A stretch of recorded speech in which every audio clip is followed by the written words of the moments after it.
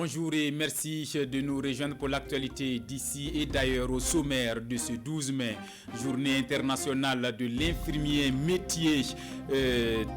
Un métier de sacerdoce, l'infirmier ou l'infirmière se sacrifie jour et nuit pour soulager les patients. Il est l'homme à tout faire dans les centres de santé. Journée d'hommage à suivre en début de journal.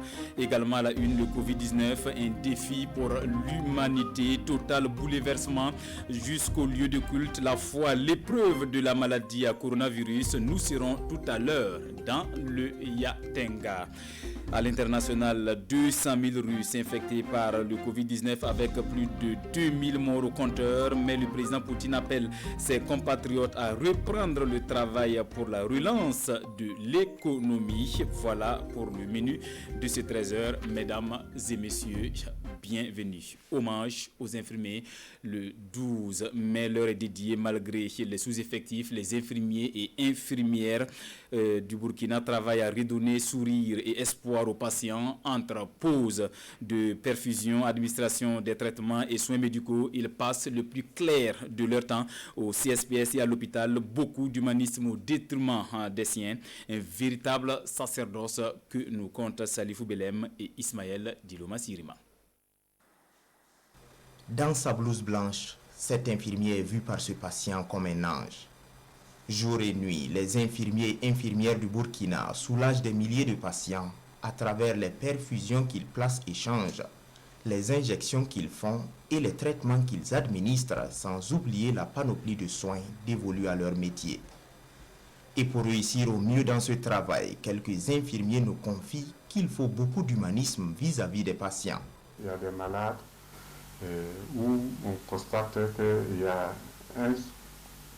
un manque et que les infirmiers doivent rechercher à suppléer le manque. Je prends un exemple concret. Un malade qui est là et qui ne peut pas se mouvoir. Il y a le risque des escaves. Donc il faut le changement de position. Voilà. Qu'ils soient en zone rurale ou urbaine, les infirmiers se retrouvent dans des situations où, en plus de leur travail, ils jouent le rôle de parents de patients.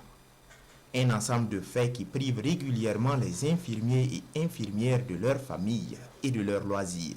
La satisfaction déjà, c'est quand on administre les soins et on pense que et on retrouve le patient guéri. Ça, c'est déjà une très bonne satisfaction. C'est surtout ça. Cependant, cette satisfaction peut se retrouver très vite mêlée au désarroi. Quand je vois des malades sans accompagnant, des malades sans moyens, vraiment, et si ça y va jusqu'à sa mort, ça me touche beaucoup. Ouais. À côté de ces cas d'impuissance, les infirmiers doivent régulièrement composer avec le manque de matériel de travail, avec les sous-effectifs dans certains centres de santé, et même avec l'absence de certains produits indispensables à des soins particuliers. Les petits soucis, c'est bon, par rapport à la capacité d'accueil, c'est surtout ça. Voilà, bon, c'est pas la faute à quelqu'un, vous-même vous avez constaté. Bon, au début, on ne recevait pas les patients dans les couloirs, mais vu la situation qui s'impose, on est obligé de le faire. En plus de toutes ces exigences, le métier d'infirmier n'est pas sans risque. Tous les jours, Sayouba Ouedraoue et ses collègues côtoient des patients souvent porteurs de maladies contagieuses. Un risque encore plus grand avec l'apparition du Covid-19. Mais pas de quoi décourager ces soldats de la santé. En cette journée qui leur est dédiée, ils appellent au renforcement des systèmes de santé afin qu'ils puissent soulager le maximum de patients. Le personnel soignant sollicité pour freiner la pandémie du coronavirus, ils sont sur le point de remporter bataille. En effet, la vie reprend progressivement son cours. Hier lundi, des étudiants ont pris place dans les amphithéâtres au centre de formation professionnelle et industrielle de Bobo Dioulasso pour une reprise après 2 mois de suspension pour cause de coronavirus. Le respect des mesures barrières s'impose. Constat de Kassoum Milogo, Siriki Milogo et Kadou Romenki. Agent sensibilisateur d'une matinée. Le gouverneur de la région des Hauts-Bassins est en pleine séance d'explication sur la nécessité du respect des gestes barrières. Nous sommes au centre de formation professionnelle et industrielle de Bobo Dioulasso.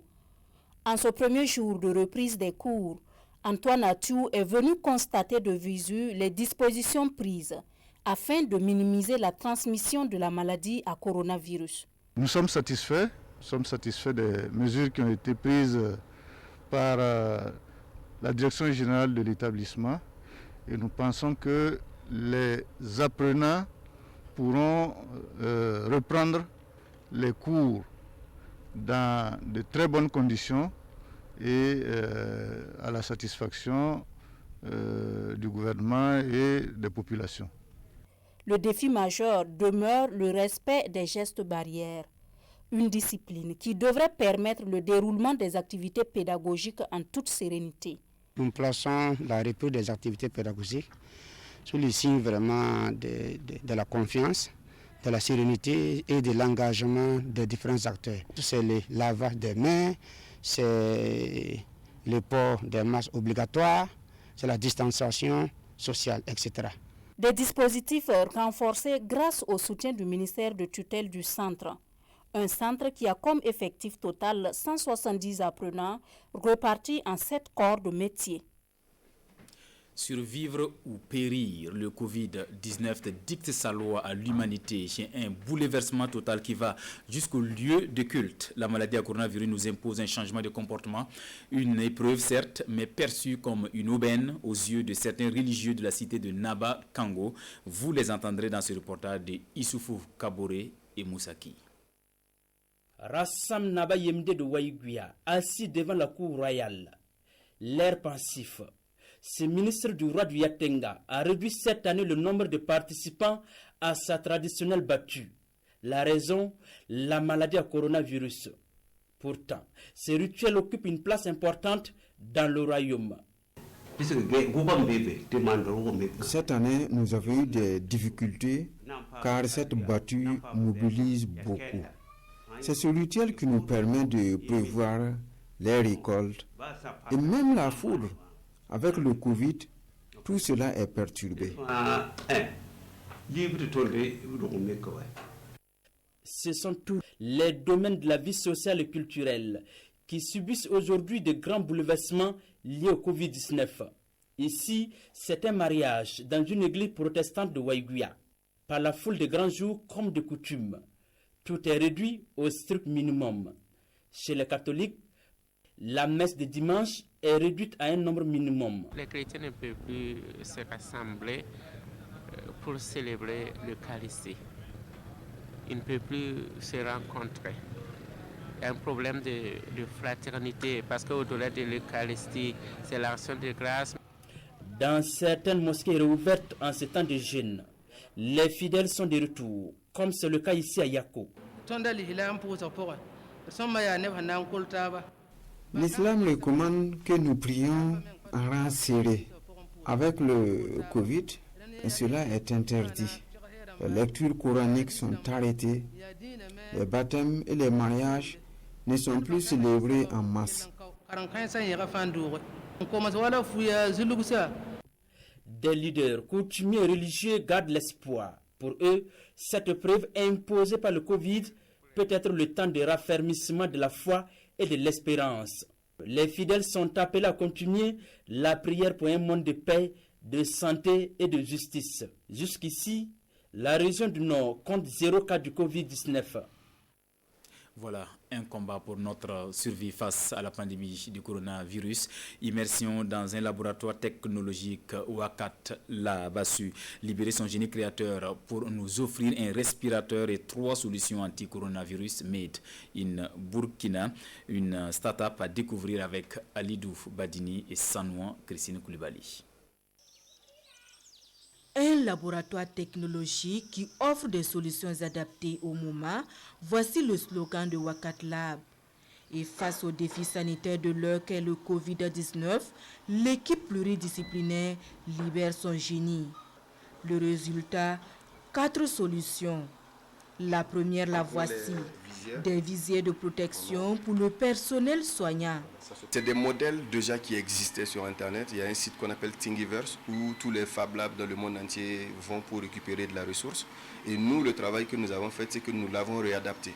Nous l'avons réadapté pour faire en sorte que ce soit des visières made in Burkina Faso, dans le sens où on n'a pas forcément assez de matières premières.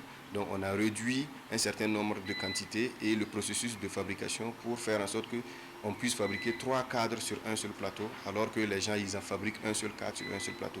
Et c'est des modèles que nous avons repartagés un peu dans la sous-région ouest africaine pour permettre à nos confrères aussi dans les autres pays d'utiliser le même modèle et d'être plus efficaces. Au-delà du partage de la trouvaille, les visières produites dans les unités de Bobo Dioulasso et de Ouagadougou sont aussi gracieusement offertes. On a commencé la production vers fin mars. Et au jour d'aujourd'hui, nous avons déjà produit plus de 800 visières. C'est des visières qu'on offre, on en a même déjà offert au Chorus. Et après, on offre à plein de centres sanitaires. Il y a plein de centres sanitaires qui nous contactent parce qu'ils sont dans le besoin, qui ne sont pas forcément à Ouaga, à Garango, à Bobo Dioulasso, à Ouagadougou.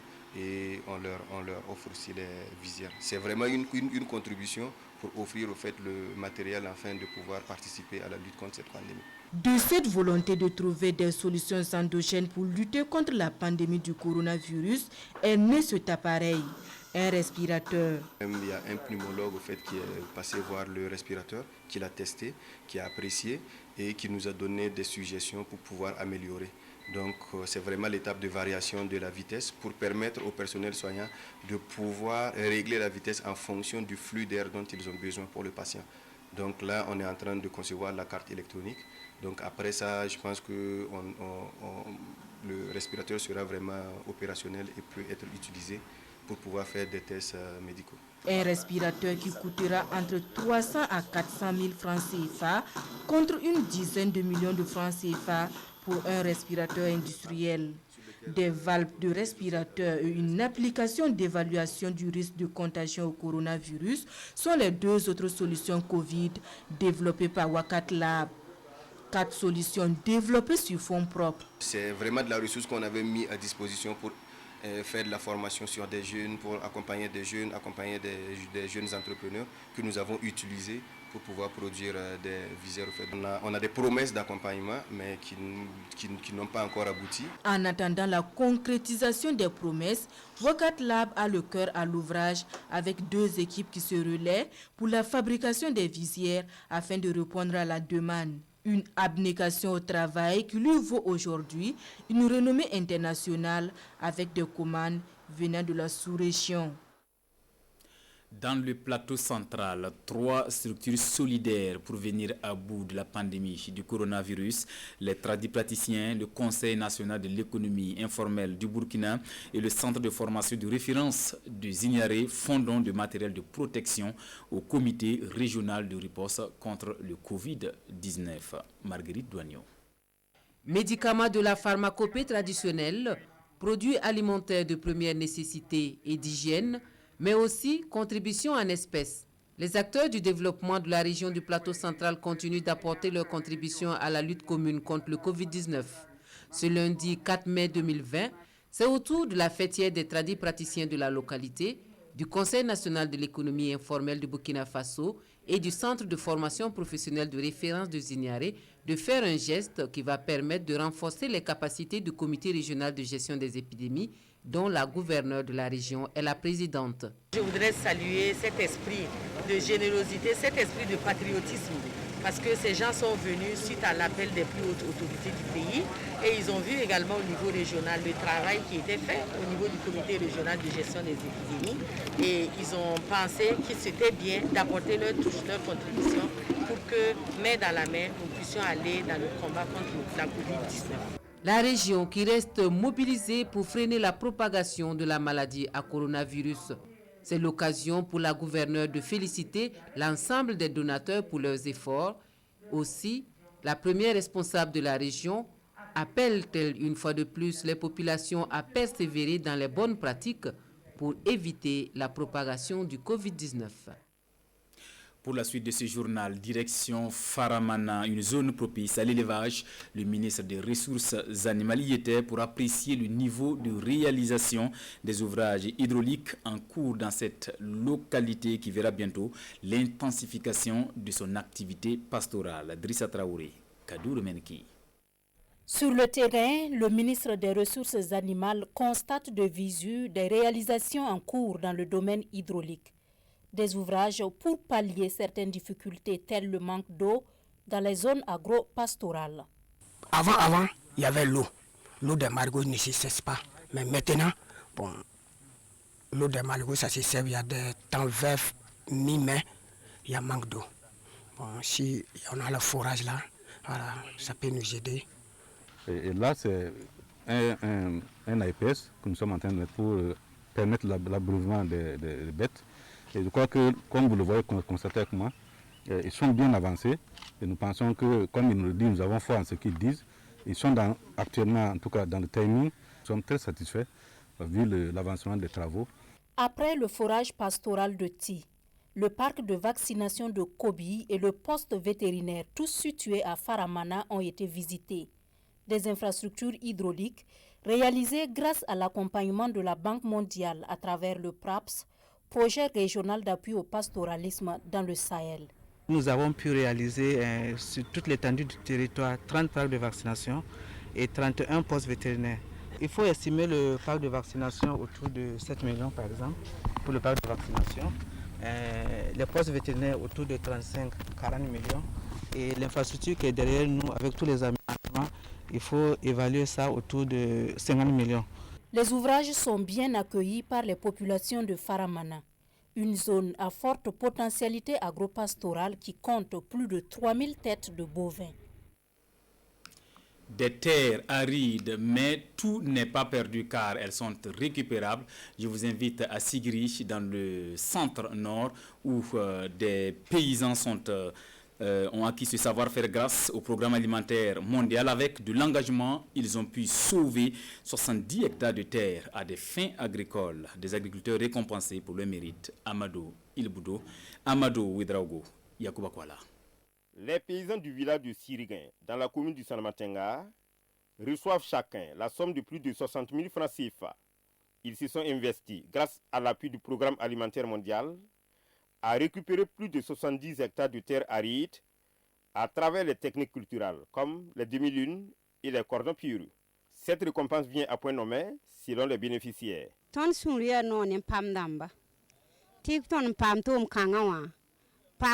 sommes contents du programme alimentaire mondial. Avec ce que nous avons eu, nous allons cultiver sur les 70 hectares cette saison et avoir à manger. Nous allons utiliser l'argent pour résoudre nos problèmes.